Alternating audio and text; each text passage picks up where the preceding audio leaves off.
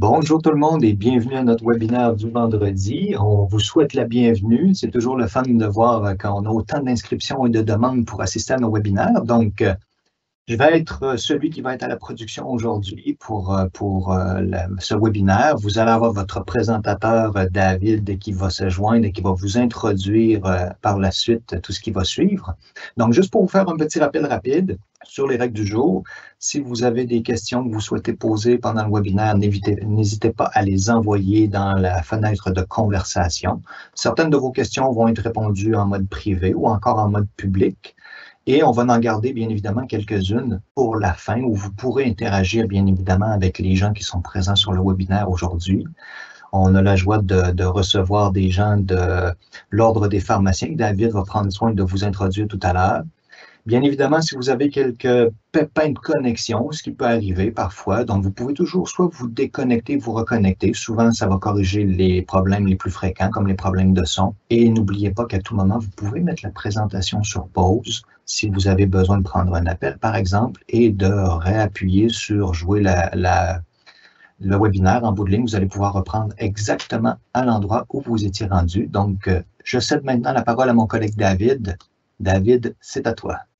Merci beaucoup, Gino. Donc, aujourd'hui, cet après-midi, à notre webinaire, nous avons nos deux collègues professionnels de l'Ordre des pharmaciens du Québec. Alors, nous avons Nancy Marando, qui est conseillère et aux communications organisationnelles, et Claudie Robillard, qui est archiviste à l'OPQ, l'Ordre des pharmaciens du Québec. Donc, aujourd'hui, nous avons certains sujets, évidemment, qu'on va parcourir au niveau de l'intranet. Alors, on va parcourir les origines du projet, la démarche de l'OPQ et évidemment la mise en œuvre et le développement du projet, les enjeux, les défis et surtout les leçons à retenir et évidemment les étapes à venir après le déploiement. Alors, je cède la parole à les gens de l'Ordre des pharmaciens du Québec. Merci.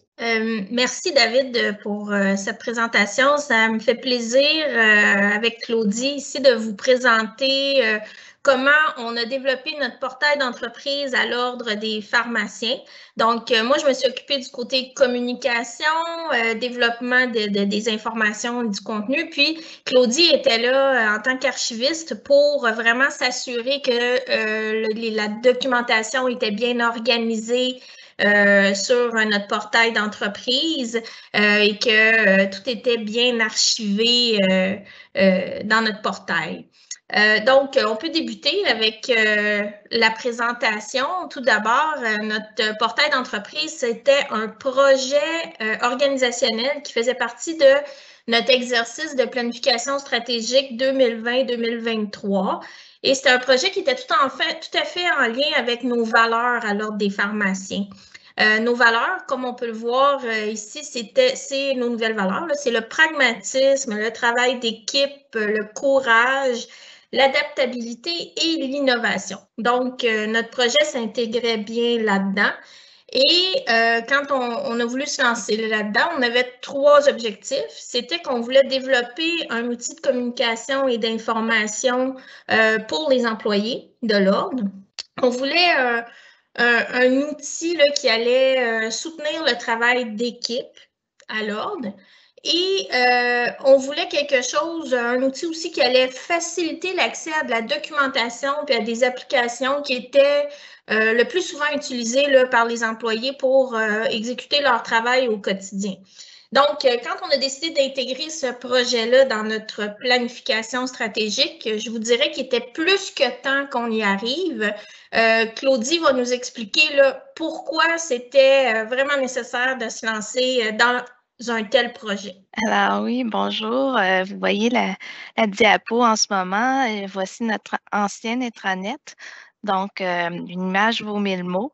C'est ce que nous avions, ce que nous utilisons encore en ce moment, mais de façon que nous allons la délaisser. C'est un outil où nous allons pour les applications de réservation de salles ou de gestion de feuilles de temps. Mais aussi, donc, cette vieille arborescence était difficile à à moderniser, à modifier. On trouvait difficilement l'information à travers. Donc, on voulait rajeunir et puis aussi que ça soit vraiment un outil de communication interne, chose que ce n'était pas. Donc, pour y parvenir, on a dit, bon, on va entamer la démarche avec le choix de la solution à utiliser. Ça s'est tout de suite décliné pour être SharePoint dans l'environnement M365, donc Microsoft 365. Nous avions déjà des applications que nous utilisions dans cette plateforme. Donc, SharePoint qui était aussi présenté était un outil qui convenait tout à fait à faire un nouvel intranet. C'était aussi une solution intégrée, donc avec ce qu'on avait déjà. Côté sécurité, il n'y avait aucun problème. Et puis, en choisissant SharePoint, on pouvait bénéficier de tous les avancements, les développements que Microsoft allait faire. Une fois la solution choisie, on a choisi notre partenaire, donc MS Solutions. Une équipe qui partage avec nous les mêmes valeurs. Ils misaient aussi sur l'approche pour ce projet-là en co-construction, ce qui nous plaisait beaucoup parce qu'on voulait tout de suite pouvoir utiliser, fabriquer et mettre à profit rapidement l'utilisation de notre nouvelle intranet. Et puis ensuite, ça nous permettait de voler de nos propres ailes, de pouvoir vraiment gérer le nouvel intranet parce qu'on l'avait développé nous-mêmes. Tout ça a mis un coup, tout ça réuni, on a pu passer à la mise en œuvre et le développement du projet, Nadie. Oui, tout d'abord, on est allé dans une démarche de co-construction. Claudie, est-ce que tu veux expliquer un peu comment on a commencé là, cette démarche-là? Oui, en fait, on a regroupé des personnes des employés de différentes directions, donc qui nous sont servis de super utilisateurs. On a fait la formation donc des membres de cette équipe-là, de l'équipe TI là, qu'on avait. En fait, on a commencé par notre petite équipe, l'équipe TI et puis des communications. Bien entendu, c'est souvent perçu comme étant un projet des technologies de l'information. Or, pour nous, c'était essentiel aussi que à l'ordre, que ça puisse vivre et que ça devienne un lieu de communication. C'était le but premier, c'était fait pour les employés y retrouver de l'information. Donc, on a jumelé nos deux expertises, à savoir le côté des TI, le côté de la gestion électronique des documents et côté TI, et puis les communications pour qu'on puisse aboutir à faire une très bonne équipe. C'était essentiel que nos deux expertises soient là. On n'aurait pas pu arriver à un résultat qui aurait été aussi performant sans les TI, mais aussi accepté et aussi convivial et documenté sans les communications. En effet, Claudie le dit, on a formé des utilisateurs là, qui, de janvier, je dirais, à mars 2021, se sont familiarisés avec la plateforme, avec SharePoint. En parallèle de ça, nous, on s'est formé cette équipe-là que Claudie dit, là, qui était TI et communication. Donc, en effet, nous, en communication, on avait plutôt l'expertise de se préoccuper de l'expérience utilisateur, mais on ne pouvait pas faire ça seul parce que quand on fait quelque chose dans SharePoint, il faut savoir qu'il y a tout un back-end à ça, puis ça peut avoir des répercussions sur l'archivage des documents et c'est pour ça que c'est important de travailler étroitement avec l'équipe informatique pour nous aider, que ce soit pour gérer les accès, pour créer des groupes. On avait besoin de toute cette base-là que l'équipe TI nous a fait pour pouvoir, nous, aux communications, travailler là-dessus. Puis quand on s'est fait cette équipe-là de travail, pour commencer, nous, notre mandat à notre équipe, c'était de définir le contenu qu'on allait mettre sur Mosaïque. Puis pour définir notre contenu, on avait des principes de base, c'est-à-dire que le contenu qu'il allait y avoir sur Mosaïque, ça allait être de l'information puis de la documentation qui était utile à tous les employés. Ça nous donnait un petit peu des balises pour faire face aux demandes qui allaient arriver dans le futur, parce que c'est sûr qu'on allait recevoir des demandes pour dire on veut mettre ça sur Mosaïque, ça, mais en disant il faut que ce soit quelque chose qui est utilisé par la majorité des employés. C'était une première balise qu'on se fixait. Une fois qu'on a fait ça, il a fallu vraiment classer puis organiser les documents qu'on avait. Et là, il y en avait un peu partout. Il y en avait sur des serveurs, il y en avait sur notre ancienne intranet. Puis c'est Claudie vraiment qui nous a fait un ménage là-dedans. Je ne sais pas, Claudie, si tu veux en parler un peu, comment tu as fait pour démêler tout ça. Oui, bien sûr. Ben, la première chose, c'est savoir ce qu'on a. Donc, on fait une revue, on dresse l'inventaire un peu de ce qu'on a, où ça se trouve. Après ça, ben, naturellement, c'était de voir, il y a des choses qui dormaient là depuis longtemps, donc qui étaient désuètes, qui n'étaient plus en vigueur. C'était de faire un tri. Donc, qu'est-ce qui est toujours en vigueur? Et parmi ça, qu'est-ce qu'on veut diffuser? Parce que ça ne veut pas dire que c'est en vigueur, que c'est intéressant à diffuser selon nos critères qu'on avait déterminés. Donc, les choses archivées ont été archivées, les choses qui devaient être détruites, bon, ben, on pouvait les détruire. Et puis, l'idée était avec les gens, et c'est quelque chose qu'on fait encore, c'est de regarder, est-ce que le contenu est pertinent? On veut le diffuser? Il est tout à jour? Voulez-vous rajouter quelque chose? Et ensuite, c'est de faire les bibliothèques pour accueillir ces documents que nous avons retenus pour diffusion. Donc, dans SharePoint, nous créons des bibliothèques de documents. On y dépose les fichiers et ensuite, à l'aide de clics, qui fait le lien vers les documents, mais on peut bâtir les pages et ainsi diffuser l'information. J'en profite, mesdames, pour m'insérer. J'aurais peut-être une question pour vous deux, Nancy ou Claudie. Dans le processus de brainstorm que vous affichez à l'écran en ce moment, que je trouve intéressant, souvent on déménage des bibliothèques et des documents, on veut les réordonner. J'ai compris un peu votre démarche. Mais dans ce processus de brainstorm-là, j'imagine que vous en avez probablement profité pour regarder avec différents intervenants au sein de l'organisation quels sont les processus qui peuvent être aussi améliorés ou joints à même le SharePoint. Est-ce que vous pouvez me parler un peu de ça? Ben oui, tout à fait. Comme on a dit tout à l'heure, on a fait des formations avec des utilisateurs, là, donc c'était des représentants d'un peu de toutes les directions à l'ordre.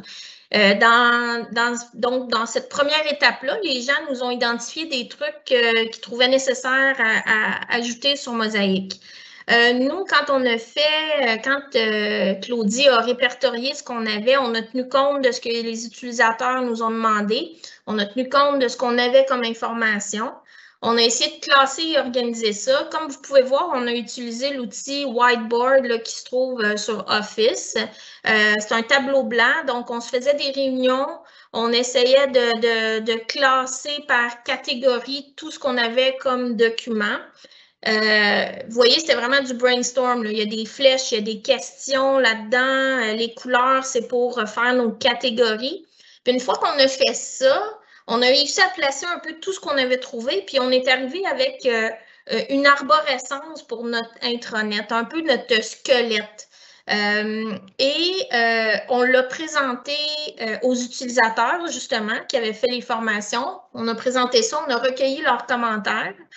Puis, une fois qu'on a recueilli les commentaires des utilisateurs, on l'a présenté aussi au comité de direction pour voir si c'était une structure de portail d'entreprise qui leur allait. Et une fois que ça a été approuvé, on s'est lancé dans le processus. On a commencé à bâtir l'intranet à partir de ce canevas-là. C'était important pour nous d'avoir une structure qui était stable. Des grandes catégories, un menu de navigation qui allait être pérenne pour faire en sorte que les employés ne soient pas perdus à chaque fois qu'ils naviguent sur notre intranet, qu'ils aient des points de repère. Puis ensuite, avec SharePoint, c'est facile d'ajouter du contenu sur les pages, de créer des pages, puis d'améliorer, de bonifier notre intranet d'informations supplémentaires, mais le squelette restait là. Fait que, est-ce que ça répond à ta question? Ça répond parfaitement bien, merci beaucoup. Donc, on peut passer à la suite. Une fois qu'on avait notre squelette, on a pu se lancer dans le travail. On a lancé un concours auprès des employés pour trouver le nom de ce portail d'entreprise-là. Et c'est vraiment les employés qui ont soumis plusieurs idées, puis c'est Mosaic qui l'a emporté. Mosaic parce que on est une mosaïque d'employés, mosaïque parce que c'est plein d'informations de toutes les directions qu'on regroupe là. Et on a aussi fait créer un logo pour que notre portail soit facilement repérable à l'ordre. Donc, voici. Et ensuite, on s'est lancé dans la création de pages de contenu. Et c'est là que je me suis amusée, si on veut, à tester tous les web parts. Je suis allée voir sur le web qu'est-ce qu'il y avait comme portail d'entreprise, des idées pour voir un peu quelle facture visuelle on voulait donner à ce site-là. Et ça a quand même été assez facile parce qu'on vous a dit, là, on a fait des formations de janvier à mars. On a commencé vraiment à créer Mosaic à partir du mois de mars-avril. Puis en juin, on a été capable de présenter une première version aux employés. Et je peux vous partager mon écran pour vous montrer à quoi ressemble notre Mosaic aujourd'hui parce que comme je vous ai dit, on le développe constamment. Alors, je vous montre ça à l'instant. Le voilà. Donc, c'est notre page d'accueil de Mosaic. Vous voyez, on y trouve notre arborescence qu'on a créée au départ, donc qui est notre menu de navigation. On a notre logo ici et on a décidé de présenter, nous, les actualités en page d'accueil. On a notre calendrier avec les événements qui s'en viennent, des liens rapides vers ce qui est des applications couramment utilisées à l'ordre, vers nos réseaux sociaux, notre site web, des pages importantes à consulter, des outils là, qui sont utiles pour les employés, par exemple, comment bien classer la documentation électronique. On diffuse ici à l'aide du Web Part Stream, là, qui est une autre application qui est dans Office. On diffuse les vidéos des rencontres du personnel. Et on a mis les web parts pour que les gens retrouvent directement à partir de Mosaic les sites qu'ils fréquentent les plus souvent, puis leurs documents récents. Ce qui fait en sorte que quand un employé se connecte à Mosaic, il peut reprendre facilement le travail qu'il faisait la veille, par exemple, à partir de là. On a aussi créé des pages, par exemple, les avantages sociaux, c'est toujours des questions que les gens ont. C'est quoi nos avantages à l'ordre? Par exemple, sur les assurances collectives, les gens peuvent voir les garanties par catégorie. Donc, on me rembourse combien pour si je vais chez le massothérapeute? On a le lien pour faire les réclamations facilement. Donc, on regroupe un peu l'information. Quand on travaille à l'ordre, on se pose des questions, on cherche des documents. L'objectif, c'est que les employés soient capables de les retrouver facilement à partir de notre site. Donc, voilà pour le résultat, de quoi a l'air notre portail aujourd'hui. C'est sûr qu'il a été bonifié. On l'a présenté en juin aux employés, comme je vous disais. Et par la suite, on a plusieurs étapes. Il y a eu plusieurs défis, des enjeux à faire face là, en développant un portail d'entreprise comme ça. La première chose, c'est qu'il faut gérer le changement. C'est un nouvel outil qu'on a à l'ordre. Donc, c'est sûr que les gens, faut les habituer à voir un Mosaic et de la façon qu'on a décidé de procéder, on s'est comme fait un petit plan de communication pour cette intranet-là. Puis on a décidé qu'à chaque rencontre du personnel, on allait donner des petits trucs, des conseils au personnel sur Office, sur OneDrive, sur Mosaic, SharePoint. On allait leur présenter des petits éléments de temps en temps.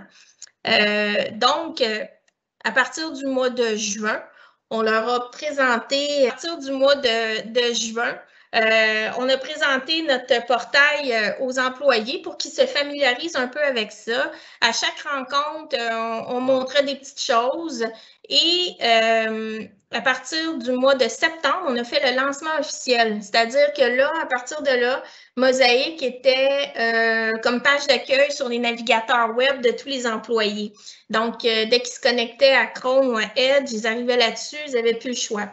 On a aussi, on faisait souvent des actualités là-dessus pour les habituer à avoir de l'information sur Mosaic. J'utilisais aussi Teams pour dire il se passe telle affaire. Si vous voulez tous les détails, cliquez ici pour aller sur Mosaic, voir la nouvelle. Fait que c'était une façon d'amener les gens à consulter Mosaic plus souvent. Donc, c'est comme ça qu'on est arrivé à gagner les gens puis à les habituer un peu à consulter Mosaic. Mais ce travail-là, on n'y serait jamais arrivé si on n'avait pas travaillé en collaboration, communication et TI. Notre portail, je pense qu'il est convivial, il est facile à consulter, mais il y a tout un travail derrière que les TI ont fait pour supporter ce projet-là. Puis ça n'aurait pas été possible là, si on avait fait ça tout seul. Maintenant, je peux te dire que ça prenait aussi les communications pour faire un tout.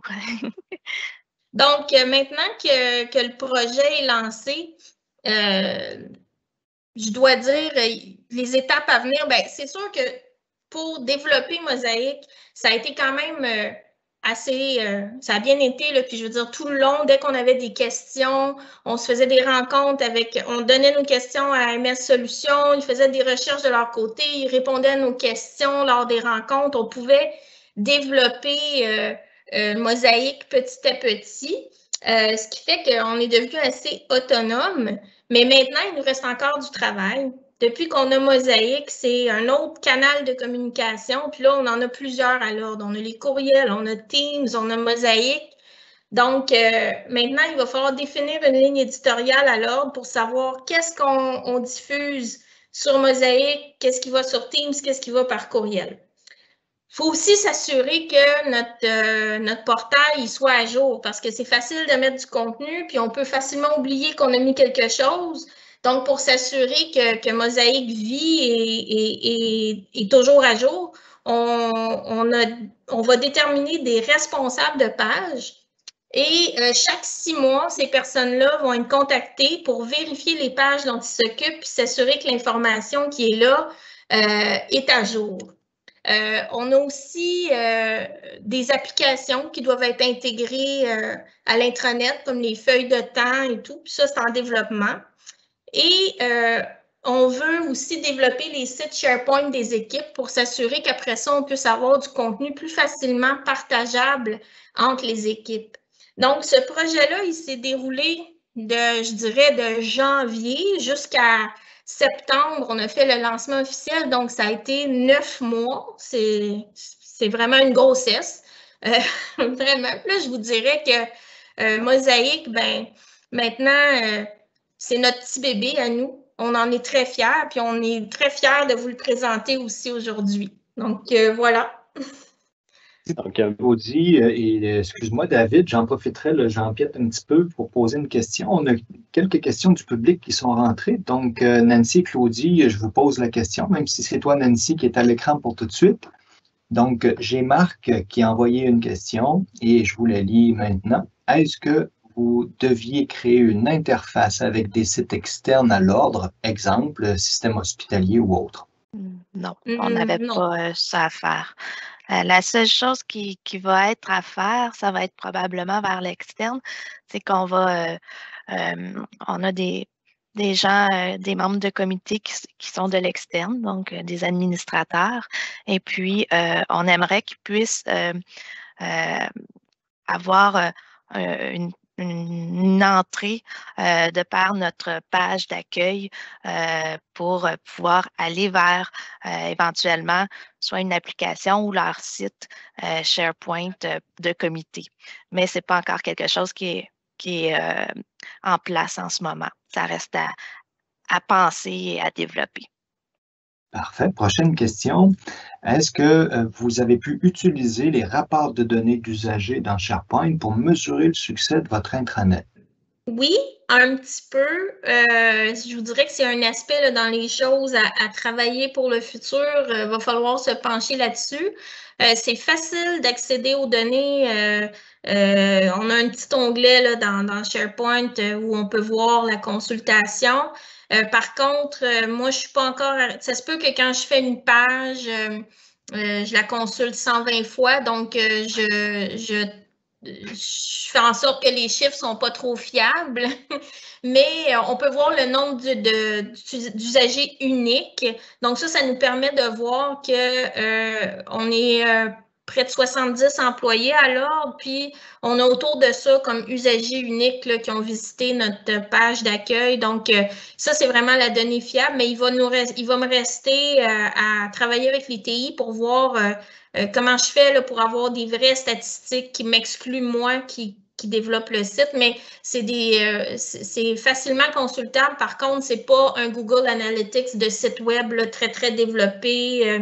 C'est pas la même chose qu'on peut consulter directement dans SharePoint. Donc, je sais pas si je réponds à la question. Oui, puis pour faire du pouce un peu sur ce que tu viens de mentionner, Nancy, je vais même poser un deuxième niveau de question à David que j'ai amené à l'écran en ce moment. David, quand on intègre justement là, pour aider aux statistiques et d'utilisation d'un site SharePoint, le fait d'avoir intégré des outils, hein, j'ai entendu Nancy et Claudie tout à l'heure dire qu'ils ont intégré des outils tels qu'un équipe Team à même le site SharePoint et d'autres outils qui viennent avec. Est-ce que ça favorise justement le fait de venir intégrer Team, l'utilisation du portail derrière? Et est-ce qu'on peut utiliser Team pour aller voir le rapport d'utilisation de l'équipe et en même temps le fameux SharePoint? Oui, il existe des rapports par rapport aux équipes. Par contre, des options, une des possibilités très intéressantes de Teams et une plateforme intranet, c'est que actuellement, il est possible d'intégrer Microsoft Viva, qui nous permet finalement d'intégrer la page d'accueil, on pourrait dire, dans l'intranet directement dans la plateforme Teams. Donc, il y a certaines personnes qui ne sont pas obligées, ils ne veulent pas nécessairement sortir de Microsoft Teams pour X raisons, sont à l'aise avec les équipes et autres. Donc, on a la possibilité de même intégrer l'intranet au Teams. Malgré tout, en arrière de tout ça, c'est toujours le site SharePoint de communication qui a été monté. Les gens ont toujours la possibilité d'aller directement sur une page web et aller directement à leur intranet SharePoint. Viva étant une nouveauté quand même assez récente dans l'écosystème M365 et je veux que les gens puissent bien comprendre. Pour ceux qui connaissent déjà Microsoft Teams, vous le savez que à l'extrême gauche de votre team, vous avez votre barre de navigation avec quelques icônes qui vous amènent à vos équipes, vos conversations. Et ce que David vient de mentionner au niveau de l'intégration de l'intranet à l'aide de Viva, c'est que vous allez avoir un nouvel icône qui va apparaître dans votre team à gauche, qui va mener directement à votre intranet à partir de là. Et j'en profite encore une fois, une dernière question avant de terminer. Nancy qui pose la question. Qu'est-ce qui est recommandé? La page de lancement de l'intranet en tant que page web ou SharePoint? Chez nous, c'est la page de l'intranet parce que je ne sais pas si vous avez remarqué, mais on a dans notre menu de navigation, on a les directions. Donc, on peut cliquer là-dessus puis accéder au site SharePoint de notre direction. Pour nous, à l'ordre, c'était mieux de privilégier de mettre la page d'accueil du site de communication, c'est-à-dire de Mosaïque, parce que c'est un moyen pour nous de diffuser des nouvelles à tous les employés, puis c'est une façon de s'assurer que tout le monde les voit. Fait que nous, c'est ce qu'on a privilégié. C'est sûr, on est à distance présentement, fait que pour nous, c'était le meilleur moyen de s'assurer que l'information était bien diffusée. Mais ça, j'imagine que ça dépend toujours des enjeux dans chaque organisation là, pour choisir qu'est-ce qui est le mieux. Parfait. Et là, ben, je sais que j'ai dit dernière question, mais les gens du public m'envoient des bonnes choses. Puis là, ben, je veux pas les priver des réponses, donc je vais en envoyer une dernière. Malheureusement, je n'ai pas l'identité de la personne, mais la question est pertinente. Ça se peut que David, ça sollicite ton know-how, mais Nancy, tu me diras si tu es en mesure de répondre. Avez-vous eu besoin de faire des bris d'héritage où tout le monde avait accès à toutes les bibliothèques de documents, donc 0 document confidentiel sur le SharePoint? Ah, ça, c'est vraiment l'expertise de Claudie. Moi, je vais la laisser répondre à cette question-là. Claudie, l'experte. On n'a pas fait de bris d'héritage présentement parce que l'information qui se trouve sur notre intranet se veut publique à tous les employés. Elle se veut pour les employés. Donc, on n'a pas de restriction d'héritage. Nous avons, Nancy et moi, des accès administratrices, mais comme administratrice, mais c'est tout. Le reste est vraiment de la communication qu'on veut à large public, donc pas de bris d'héritage. Toutefois, si jamais il y avait je ne vois pas là en quoi on pourrait avoir des bris d'héritage. La seule chose, c'est que quand on va sur les directions,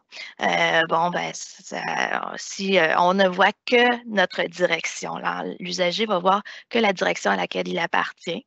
Donc, et ça l'amène sur son site de direction. Mais ce n'est pas une question de bris d'héritage, c'est plutôt une question de redirection.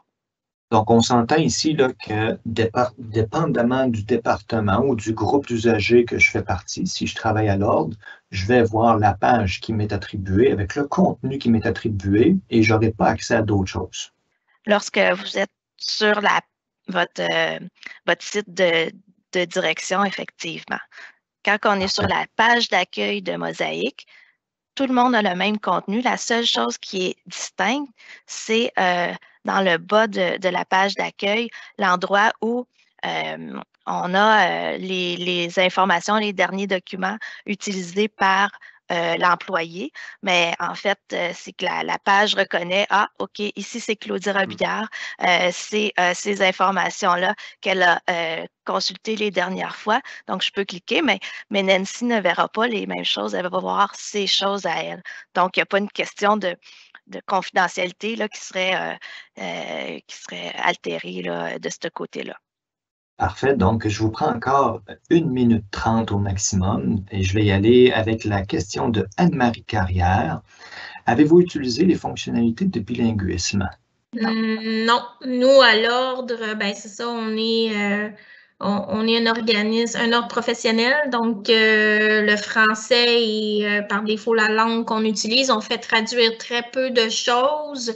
Il y a seulement quelques éléments qui sont en anglais sur notre site web, mais à l'interne, on fonctionne seulement en français. Donc, la question de la traduction, c'est même pas posé chez nous. Ce n'est pas un enjeu du tout. Mais je peux ajouter que c'est quand même envisageable d'utiliser plusieurs langues dans un site SharePoint. C'est quand même plus lourd à gérer, à construire et à gérer par contre, mais c'est envisageable. Pas tout est conçu pour être, on pourrait dire, basculé vers une langue ou l'autre. Par contre, il y a certaines choses qui sont encore rigides vers la langue de base, mais sinon, il y a des pages avec plusieurs types de langues que le système peut gérer le basculement finalement de langue.